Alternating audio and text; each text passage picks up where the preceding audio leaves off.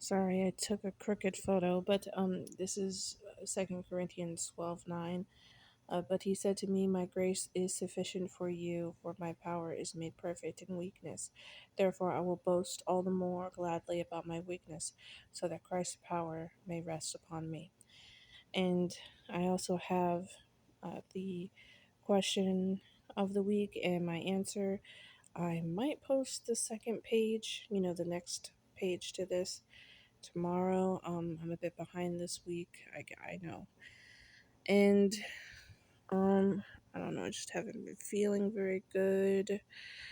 So I wanted to talk about a weird dream that I had. I'm just sharing the dream simply because I'm not about it. I don't think that there is real truth all the time in dreams, all right?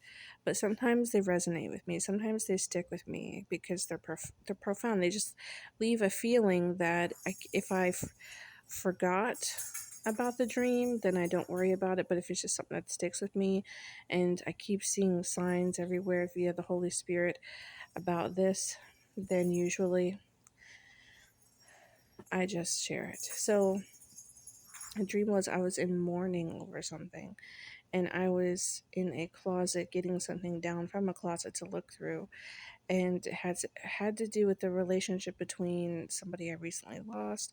I wasn't really sure, but then all of a sudden I was in the house and an ape busted through the door, and I couldn't get this thing out of the house, and it seemed I was highly confused by it. Like, I didn't know if I liked it, like if I liked it being in my house, because sometimes it's kind of a charming thing to have a random animal just appear. But I didn't really like it. It kind of scared me, and it was frightening. And I thought, is it dangerous? And I was highly confused by it, and I ended up leaving the house to go into a tent to try to escape this thing. Um, I I don't really understand what that dream meant, but it was just weird because I was knee deep into one feeling, and this whole idea of being shocked and surprised by something was not something I planned. And sometimes in a dream you can kind of tell what's going to happen, but I couldn't figure that out. But also on Twitter, I saw this whole thing about how they're restoring the place of Jesse and Ruth where they lived or something. It looks really pretty. But, Isaiah 11:1 doesn't seem to be talking about the branch and shoot of Jesse and the glorification of that place. It's not really a place. Online, they were saying that Isaiah 11:1 was a glorification of place. The problem is, I find religions all kind of have this underscore problem where it's glorifying people like Jesse and Ruth because we know they knew God and God clearly wanted them in his holy book, and glorifying them doesn't really glorify, or even glorifying the place in which they lived doesn't really glorify God. It's not like, it's almost like you're putting the cart before the horse. And all religions do this. They all do it. It's almost like they don't know that God is a living, breathing entity that has a plan, that has a mission, that we're using all these things for the good of those that he calls to his purpose. And it really does point to the fact that, like, Isaiah 11:1 is one of the things Christians happen to lean on to prove the bloodline of Messiah. Like, this is one of those proof texts about who Messiah is. And it's not something that's quick to pull out of our pocket because there's a lot of context to that little, sentence and statement. So it's not the first thing.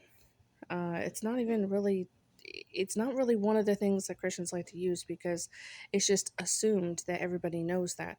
But there are people who just think that Isaiah meant the place was glorified, when historically there's always been a reference to the bloodline being a branch, a shoot, a young shoot, even is what in a different place in the Bible refers to Jesus' bloodline as a young shoot. So that whole thing about branches and shoots, throughout the Old Testament has always been proven to be bloodline. It's never been proven to be a place. Otherwise, it would totally be out of context, because then every time it says branch and shoot, it means that very place that Jesse and Ruth were, or it would all just have to mean the same thing on some level in order for it to be consistent. And it just feels very leftist. When the truth is there and you choose to dance around it, the left do this all the time. I mean, it happens to the religious too. I see it as a Roman Catholic, I've gone through this. I know for a fact we love our ideology more than the truth itself. And I'm just seeing this across the board. It's something we all have in common. Um, anyway, I don't really want to rant too much about it. I really went on about it today on Twitter, and I'm just over it. And I realized today the bloodline of Adam did die on the cross. The most purest part, right, like Adam, like where you could trace somebody all the way, you could trace Jesus from the cross all the way back through Mary, through King David, through Jesse and Ruth, all the way back to Adam. The purest version of that bloodline died on the cross. The purest one. Among you, there's probably like 100% something. Jesus was 100%. And it was methodical. You can see in the Old Testament, God got mad at people because, like, Owen spilling the seed. He got mad at him for that because he had plans for the bloodline of Jesus Christ.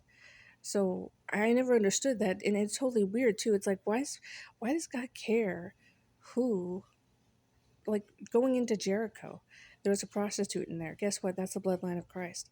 And there is this mysterious figure who plotted with Joshua to get in there so that this prostitute, I think it's Rahab, could be in the bloodline of Jesus Christ. I honestly don't understand. And she's a Gentile. So the Gentiles were absolutely folded into the Jewish tribes. Caleb was another one. I don't know if he was in the bloodline of Christ, but he was one of those that were part of the tribe that were not originally Jewish or a Jew. So God has always done this. And whenever Jesus dies on the cross, he's literally killing off the bloodline of Adam, the most purest form of that bloodline, because God plotted so hard in the Old Testament to make sure the bloodline was just so that the right people got together. And I never understood it. I never knew why the right place, the right time, why these people felt in their soul that they had a scheme to be with this person, and I just don't know. Anyway, I gotta be careful not to let it go too wild in my head. I get a little too preoccupied with these things. But this is the video. This is Linda of Christ is King forever. May God be with you.